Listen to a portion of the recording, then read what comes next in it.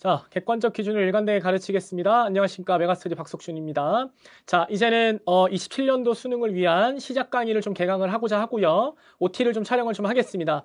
수능에서도 나왔듯이 26학년 수능이 어려웠습니다. 학생들이 시간 내에 못 풀었고요. 1등급 컷이 80점대 중반, 2등급 컷이 70점대 후반이라고 보면 결국에는 한두 지문을 날려도 1, 2등급에 들어간다는 시험이라고 보면 제가 보는 생각은 학생 여러분들께서 주어진 시간 안에 정확하게 어떻게 글을 읽냐 게임이라서 문학 같은 경우는 단순 이해하거나 단순 감상하거나 읽고 상상하거나 머릿속으로 떠올리는 게 아니라 주어진 조건만 정확하게 판단을 하면 글을 읽을 수 있는 힘 자체를 만들어드리는 게 제 목적이라고 봅니다. 알겠죠? 자, 문학은 제가 계속 말씀드립니다만 단순히 읽고 이해하는 게임이 아닙니다.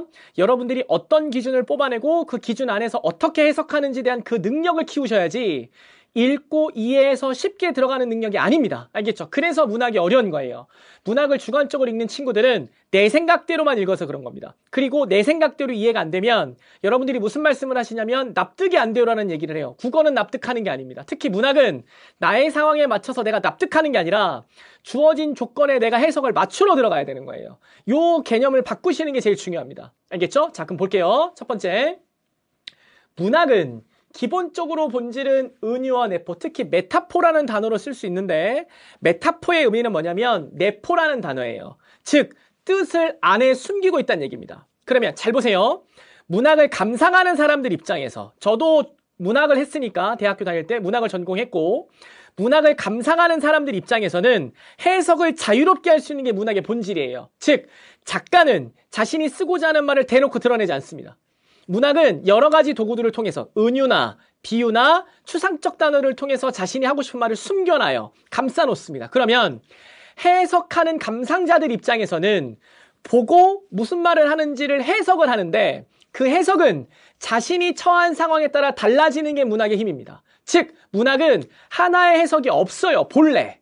그러니까 읽는 사람마다 해석이 다 다른 겁니다. 그러면 내가 문학을 공부하는데 주관적이라는 생각이 드는 건 너무 당연한 거예요. 그거는 올바르게 문학을 감상하고 있는 게 맞는 겁니다. 그런데 수능은 정답이 한 개가 나와야 돼요. 그러면 50만 수험생들이 시험을 보는 데 있어서 50만 개의 주관성이 들어가려면 정답이 측정이 안 되겠죠. 문학은 올바르게 감상했는지를 측정해야 되는데 그 측정이라는 걸 어떻게 일관적으로 할 거야, 어떻게 객관적으로 만들어 줄 거야, 어떻게 정답을 하나로 줄 거야를 가르쳐주는 시험인 거예요. 여러분들은 단순히 내 생각을 평가원이 원하는 생각과 맞춘다고 생각을 하는데 그게 아니라 주관적으로 읽는 것 자체는 당연한 건데 내 주관성을 어떻게 제거해야 되냐, 어떻게 제시하는 조건을 확인해야 되느냐에 대한 공부를 안 하는 겁니다. 그냥 내신처럼 선생님들이 말씀해 주는 거 받아 적고 선생님들이 분석이 끝난 거를 하나의 지문을 3, 40분 동안 설명하면서 그 상황을 이해시키는 공부를 하는 건데 그 공부는 여러분들이 실제 시험장에서 처음 보는 지문들을 볼 수 있는 힘 자체가 없게 됩니다. 제가 말씀드리는 건 감상은 내가 원하는 식의 감상, 내가 원하는 감수성은 대학 가서 하셔야 돼요. 지금은 주어진 조건을 정확하게 보고 조건 안에서 어떻게 정확하게 감상해서 평가원이 요구하는 감상에 측정하는 능력을 길르는 시험을 공부하셔야 되는 거예요. 이해되시겠습니까? 알겠죠? 그게 내포의 예술입니다. 문제는 해석은 다양하게 다 할 수 있습니다. 그러니까 질문하실 때 쌤, 이렇게 해석할 수 있는 거 아니에요? 이런 것도 되지 않나요? 이런 것도 허용되지 않나요? 라는 질문들을 하시는 이유는 조건 없이 내 마음대로 해석하기 때문에 그 경계가 없는 거예요. 여러분들이 문학 공부의 가장 큰 문제는 경계 범주가 없습니다. 그러니까 질문하실 때 뭐냐면 어디까지 허용 가능해요? 수능 문학은 허용 가능성을 묻지 않습니다. 알겠죠? 허용 가능성이 아니라 허용을 하는 게 아니라 어디까지 읽어야 될 범위를 명확하게 줍니다. 그 명확한 기준을 주는 걸 수능 국어의 문학이라고 보시면 돼요. 알겠죠? 이 패러다임을 바꾸십시오. 됐죠? 자, 그럼 보세요. 수능 문학 평가를 하는 데 있어서의 평가원의 출제 기본 방향은 문학에 대한 지식, 어휘력, 사실적, 추론적, 비판적, 창의적 수용 능력과 생산 능력, 작품에 드러나는 작가의 개성을 이해하고 작품을 감상하는 능력인데 대부분 친구들이 무슨 생각을 하냐면 감상을 해야 하는 능력을 배양시켜야 된다고 공부를 해요. 틀린 게 아닙니다. 맞습니다. 단 앞에서도 말씀드렸지만 이 감상이라는 건 다양하게 할 수 있기 때문에 여러분들이 하나의 똑같은 포인트로 감상할 수 있는 객관적 기준이 없이 감상하는 게 문제인 거예요. 그러니까 납득하는 겁니다. 그러니까 그 상황을 파악해야 된다고 생각하는 거예요. 그러나 수능은 파악하는 능력을 묻지 않아요. 무슨 상황이냐를 묻지 않습니다. 중요한 건 측정하는 문제예요. 포인트는 감상을 하는데 니네가 어떻게 정확하게 감상했냐를 측정하는 시험이에요. 그러면 추상적인 단어인 이 감상을 어떻게 측정하는지에 한 구체화시키는 공부를 하셔야 되는 거예요. 이게 문학의 핵심입니다. 왜 자꾸 선생님들이 해석해주는 걸 기대서 내가 정확하게 해석하고 있다고 착각하십니까? 왜 오답률이 낮지 않은 시험, 오답률이 높지 않은 시험, 정답률이 낮지 않은 시험, 왜 정답률이 높은 문제들을 보면서 여러분들은 내가 정확하게 측정했다고 정확하게 감상했다고 착각을 하십니까? 중요한 건 어려운 지문, 해석이 안 되는 지문을 어떻게 읽을지를 공부하셔야죠. 됐습니까? 그러면 선생님들이 쭉 설명해 주는 걸 왜 기대입니까? 어차피 수능은 나 혼자 해석해야 되는데. 여러분들이 뭘 자꾸 생각하셔야 되냐면 어떻게 측정하게 하는지에 대한 평가원의 본질을 공부하셔야 되고 출제 의도를 공부하셔야 되는 거예요. 그거를 해야 어떤 지문이 나온다 하더라도 내가 정확하게 읽을 수 있는 겁니다. 됐습니까? 자, 그럼 보세요. 제가 설명드리고 싶은 건 객관성이에요. 결국 누구나 다 해석할 수 있는 게 문학의 주관성이고 문학의 내포성이라고 본다면 여러분들은 수능이 원하는 건 그 주관적인 걸 하나의 객관적 측면으로 바꿔가는 과정이에요. 그 과정을 공부하셔야 돼요. 사고력을 교정한다는 건 상황 파악을 못한 걸 교정하는 게 아니라 어떤 기준을 줬는지를 파악하지 못했음을 인정해야 돼요. 그걸 토대로 공부하는 게 수능 국어의 핵심입니다. 됐습니까? 그럼 잘 보세요. 다양한 해석이 아니라 평가자가 제시하는 객관적 기준이 있습니다. 이 객관적 기준을 정확하게 파악했어를 감상을 측정하는 훈련인 거예요. 이해됐습니까? 그럼 보세요. 논리적으로 정답을 도출하는 체계를 바꿔야 돼요. 수능은 감상이라는 감정적인 예술을 측정하는 수능평가원의 시험이기 때문에 어떻게 정답의 도출 체계를 객관적으로 바꿀 수 있냐를 보는 것이고, 즉 주관적인 걸 객관적으로 전환하는 수능형 사고를 배양시키는 게 중요한 겁니다. 문학은 저 역시 문학을 공부했기 때문에 본질적인 건 하나의 해석으로 수렴하게 교육하면 안 됩니다. 이거는 문학이 갖고 있는 본질이 안 맞아요. 그러나 우리가 보는 수능이라는 건 오지선다고, 오지선다를 풀기 위해서는 해석은 하나로만 하셔야 돼요. 그 하나의 기준이 뭐냐는 내 상황 파악이 아닌 겁니다. 평가원은 무조건 객관적 기준을 주고 그 객관적 기준을 내가 어떻게 파악하는 능력 자체를 기를 수 있는지를 공부하는 게 제일 중요한 거예요. 이해되셨죠? 그래서 만든 문제들이고 만든 교재입니다. 제가 만들어드린 교재와 그 안에 들어가 있는 모든 문제는 작년 수능, 재작년 수능 최소 3개년 이상의 출제 의도의 포인트에 동일한 것들만 모았고 그 동일한 포인트는 올해도 변함이 없었습니다. 아시겠죠? 수강평이나 제 댓글들 보시면, 평가 댓글들을 보시면 석준쌤이 말한 게 그대로 나왔으라는 건 제가 쪽집 깨거나 신이라서 말씀을 드리는 게 아니라 일관된 출제 의도를 정확하게 객관적인 포인트 자체를 짚어드려서 그런 거예요. 여러분들은 상황에 맞는 행동, 상황에 맞는 상황 파악 정도로만 공부를 하니까 일관된 풀이가 안 되기 때문에 어려운 거예요. 됐죠? 객관적 기준, 조건만 뽑아내면 끝나는 시험입니다. 됐죠? 자, 그래서 문제 유형을 만들어 드릴 건데 수능 국어에서 객관적 기준을 주는 문제는 감상의 적절성, 밑줄 친 시어와 대괄호 문제, 특히 여러분들이 어려워하는 보기 문제. 됐죠? 그리고 처한현실과 장르적 특징을 기반으로 하는 문학 작품들을 시작책에서 제가 가르쳐 드릴 거고, 시작책에 들어가는 모든 지문과 모든 문제는 제가 10개년 교육청, 사관학교, 경찰대 평가원 문제를 다 봤습니다. 다 보고 여러분들이 올해 나온 트렌드에 맞는 것만 학습시킬 수 있는 문제들로 다 구성했어요. 됐죠? 그러면 뭐만 하면 되냐? 다 버려라. 아시겠죠? 스스로 기출 푸는 거 멈춰라. 뭐만 해라? 시작에서 가르쳐드리고자 하는 그 사고력을 탑재해라. 탑재하고 난 다음에 제가 잡아드리는 기출해라. 그걸 우선적으로 하셔야 됩니다. 그리고 나면 사설을 풀든 옛 기출을 풀든 제가 잡아드린 기준에서 벗어나는 문제들이 있을 건데 그 벗어나는 문제들은 제가 만들어드린 그 사고의 틀에서 어떻게 벗어나는지를 찾는 공부를 하는 거예요. 그래야 사고력이 느는 겁니다. 수능을 위한 공부는 단순히 읽고 이해해서 정답 때리는 거 아닙니다. 알겠죠? 절대 안 됩니다. 알겠어요? 자, 그럼 보세요. 감상의 적절성 문제를 가르쳐 드릴 건데, 자, 포인트는 주관성을 통제하는 겁니다. 단순일치를 통제하는 겁니다. 문제를 풀 때 정답률이 높은 건 제가 정답률이 높다고 말씀을 드릴 겁니다. 그러면 왜 이게 정답이라고 제가 여쭤볼 건데 그 상황에서 여러분들의 사고와 저의 사고를 비교해서 내가 단순히 주관적 느낌으로 풀고 있다는 걸 깨우치게 해드릴 거예요. 그리고 나서 뭐 해드릴 거냐? 객관적으로 읽어야 될 범위를 줄여드릴 겁니다. 알겠죠? 이 범위를 줄여드리고 여러분들은 내가 범위를 줄어드는 과정 속에서의 선생님과의 사고력을 비교하는 거예요. 끊임없이 비교하고 끊임없이 비교해서 내 사고력이 잘못된 걸 찾아가는 겁니다. 국어 공부는 읽고 이해해서 푸는 게 아니라 사고력을 올바르게 했는지에 대한 점검이 필요해요. 알겠죠? 자, 조건부와 해석부를 중심으로 분석해 드릴 건데 이거는 제가 1강에서 바로 설명드리겠습니다. 됐죠? 조건부와 해석부, 수능 국어는 조건부 없이는 절대 출제되지 않습니다. 조건 없으면 절대 출제 안 돼요. 왜? 조건이 있어야만 객관적 기준을 주는 거고 그 기준 안에서만 해석을 돌리기 때문이죠.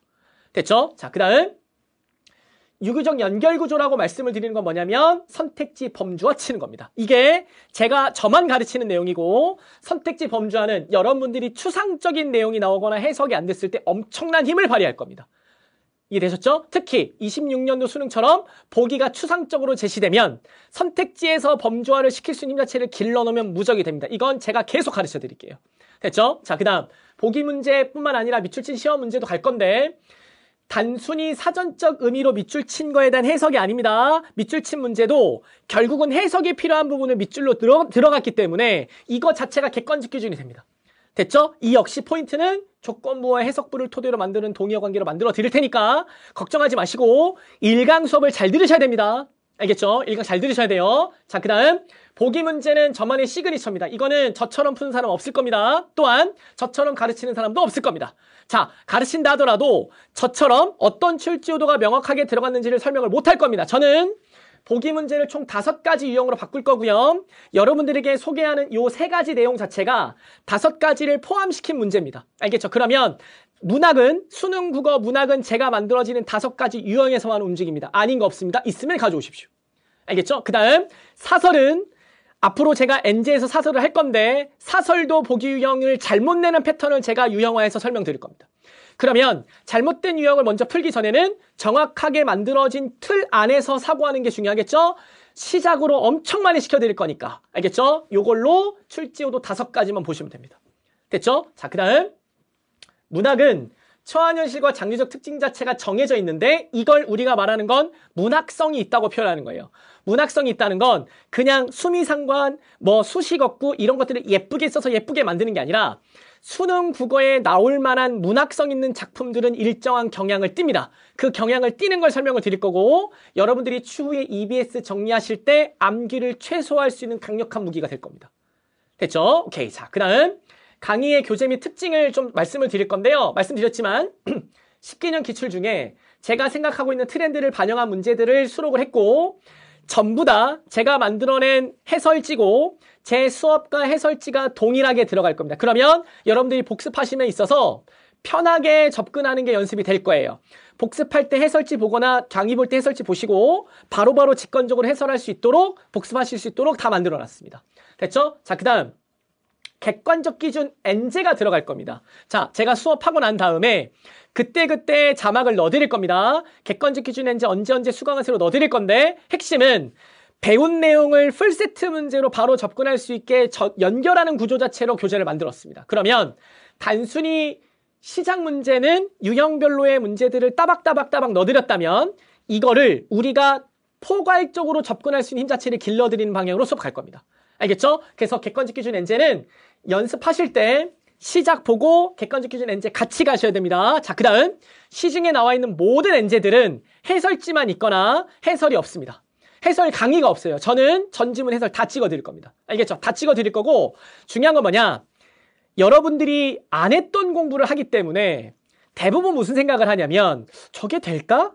라는 의심들을 많이 하는데 제가 역으로 반문을 드리면 여러분들이 안 했으니까 의심되는 거예요. 제가 말씀드리잖아요. 저는 평가원 기출만 갖고 연습합니다. 그리고 10개년 다 봤습니다. 그러면 여러분들이 안 했거나 분석이 덜 돼 있겠죠. 그럼 그걸 의심하는 게 아니라 배우셔야죠. 배우셔서 내가 놓친 게 뭔지를 찾고 채우셔야죠. 공부는 아예 베이스가 없으면 배우기 때문에 상관없는 것이고 조금 공부했으면 의심하는 겁니다. 의심했다는 건 내가 공부가 깊지 않았다는 걸 의미하는 거예요. 그러면 채우셔야죠. 왜 채우지 않고 의심부터 하십니까? 그건 여러분들이 갖고 있는 공부에 대한 태도의 문제예요. 제가 말씀드리고 싶은 건 공부는 채우는 공부입니다. 채워서 마지막에 완벽하게 세팅하고 가셔야죠. 됐죠? 제가 그걸 도와드릴 겁니다. 이해됐죠? 오케이. 그래서 객관적 기준 NJ는 제가 해설만 넣지 않고요. 해설 강의까지 영상까지 다 넣고 행동지침 구체적으로 다 말씀드려서 저랑 결국은 사고력을 맞출 겁니다. 채울 수 있는 툴은 제가 이제 업로드 해드릴 겁니다. 1강에 업로드 해드릴 건데 1강 첨부 파일로 업로드 할 건데 이게 이제 싱크노트입니다. 우리가 마마코라는 걸 진행하면서 싱크노트를 만들어서 보내드렸는데 뭐 할 거냐면 수강 전, 수강 중, 수강 후, 즉 여러분들이 사고력 자체를 교정하기 위해 딱 좋은 정도의 공부량인데 뭐 해드릴 거냐면 수강 전은 제가 여러분들께 푸는 시간을 적어드릴 건데 인강이니까 제가 1분에서 1분 30초 정도 사이에서 시간을 드릴 겁니다. 그러면 풀고 멈춰놓고 정리하는 거예요. 내가 풀었던 걸 정리하는 겁니다. 내가 어떻게 풀었지에 대한 사고 과정을 필기하는 거예요. 쌤이 말씀드린 출제의도에 맞춰서 사고했는지를 점검하십시오. 그걸 점검하고 난 다음에 강의를 보면서 쌤이 강조하는 걸 정리하는 거예요. 그걸 여러분들이 책에 필기하겠죠. 그 필기를 나중에 내가 공부할 때 한 번 더 정리하는 겁니다. 그러면 쌤이 강조하는 걸 한 번 더 리마인드 하겠죠? 그러면 뭐가 좋냐? 여러분들의 풀이와 저의 풀이가 달라질 겁니다. 그 달라지는 걸 후에 정리하는 거예요. 그러면 내가 뭐가 부족했구나, 이 시험에서. 이 문제에서 뭐가 부족했는 걸 찾을 수 있겠죠? 이 과정이 완성돼야 공부가 됩니다. 9등급이었던 제가, 전교 300등이었던 제가 성적을 올릴 수 있었던 힘은 이렇게 만들어내는 구조 안에서 움직였기 때문입니다. 됐죠? 자, 그럼 보세요. 수강 전은 문제에 대한 나의 사고 과정을 필기하는 게 중요하고 수강 후는 강의를 수강하면서 기준을 정리하는 건데 저에 대한 제 사고 과정을 정리하는 겁니다. 그럼 여러분들은 이미 2개 데이터가 쌓였기 때문에 내가 뭘로 쳤는지를 찾을 수 있는 거예요. 이렇게. 그렇죠? 그러면 놓친 거죠? 사고를 비교하는 걸 토대로 피드백하는 겁니다. 그러면 내가 부족한 건 요거야. 석준쌤은 이걸 할 줄 알아. 그럼 나는 이걸 할 줄 알아야 내가 여러분들의 공부 목표가 돼야 되는 거예요. 결국 동기화입니다. 그리고 문학은, 국어는, 특히 모든 국어는, 그리고 모든 공부는 가르치고자 하는 사람이 원하는 방향성이 있을 텐데 그 방향성을 여러분들이 정확하게 어떻게 체화하는지에 대한 포인트 자체를 두는 게 가장 중요한 겁니다. 그게 공부 핵심이라고 보시면 돼요. 이해되셨죠? 됐죠? 오케이. 자, 이렇게 해서 여러분들이 전중 후에 포인트를 두고 복습하면서 놓친 걸 채우십시오. 됐습니까? 알겠죠? 자, 그 다음 수강 대상은 결국은 핵심은 감으로 때리는 거. 알겠죠? 정답을 만드는데 왜 정답인지 모르겠지만 감으로 때리는 거. 혹은 모르겠지만 지문에서 있는 내용 그냥 단순일치로 푸는 친구들. 이 친구들한테 가장 필요할 겁니다. 그리고 N수생 같은 경우는 올해 수능 보셔서 아셨잖아요. 안 됩니다, 수능날. 수능날 단순 감상이 안 돼요. 정확한 출제들을 알고 있어야 거기에 맞춰서 들어갈 수 있습니다. 됐죠? 그러니까 분석을 어떻게 하는지 모르는 친구들, 문제 풀었는데 그냥 막연하게 푸는 친구들, 성적 정체되어 있는 친구들. 그러면 일관되게 내가 시작에서 배운 것들이 객관적 기준과 도약, 고난도까지 갔을 때 어떻게 한 방에 똑같은 지문을 똑같은 패턴으로 풀 수 있는지, 여러 가지 지문을 똑같은 걸로 관통할 수 있는지를 가르쳐 드리겠습니다. 이해되셨죠? 오케이. 자, 결국은 말씀드린 것처럼 객관적 기준입니다. 그리고 일관된 풀이가 돼야 됩니다. 행동은 이 큰 틀 안에서 조금씩 잡아가는 겁니다. 행동지침은 그래서 제가 처음부터 가르치지 않습니다. 행동지침은 어느 정도 여러분들이 루틴이 잡힌 상태에서 그 다음에 설명하면서 드리는 겁니다. 알겠죠? 자, 이렇게 말씀드리겠습니다. 다른 거 하지 마시고 처음 스타트는 올바른 수능에 대한 정확한 기준을 잡으셔야 돼요. 그 정확한 사고의 범위를 제가 정해드리겠습니다. 감히 말씀드리겠습니다. 범위 정할 수 있습니다. 됐죠? 그 범위를 정하고 그 안에서 여러분들이 가진 능력을 제가 가르쳐드리는 걸 합쳐서 여러분 걸로 만드십시오. 선생은 여러분들이 가지고 있는 능력을 없애는 게 아니라 가진 능력에서 비어있는 걸 채워드리는 거예요. 채워서 완벽하게 여러분 걸로 만들어야죠. 그게 학습의 목적입니다. 내가 역량이 부족하다, 성적이 너무 낮다, 그러면 다른 거 하지 말고 제가 잡아드리는 걸로 보십시오. 제가 9등급일 때 성적을 올릴 때 첫 번째로 했던 건 선생님의 필기하는 거, 색깔 따라하는 거, 옆에서 친구가 필기하는 거 보고 따라했습니다. 그걸 따라하는 것부터 스타트예요. 하다 보면 내 공부가 생길 겁니다. 그 시간이 기냐 짧냐는 개인 역량이에요. 그러나 제가 해드릴 수 있는 건 그 역량이 무엇이든지 간에 공부를 어느 정도 궤도에 오를 수 있을 정도로 압축시켜서 성적을 최대한 올려드릴 수 있도록 노력하겠습니다. 그리고 연구실에서 어찌됐든 전중후 시스템을 만들어서 계속 여러분들께 제공할 거니까 가장 중요한 건 학습을 혼자 하는 게 아니라 점검을 받을 수 있다는 느낌 자체를 받는 게 중요해요. 알겠죠? 제가 그 심리적 안정 만들어 드리겠습니다. 됐죠? 오케이. 자, 여기까지 할 테니까 멋지게 시작해 봅시다. 그 다음 1강을 꼭 열심히 들으십시오. 됐죠? 여러분들이 공부했던 거를 제가 다 깨드리겠습니다.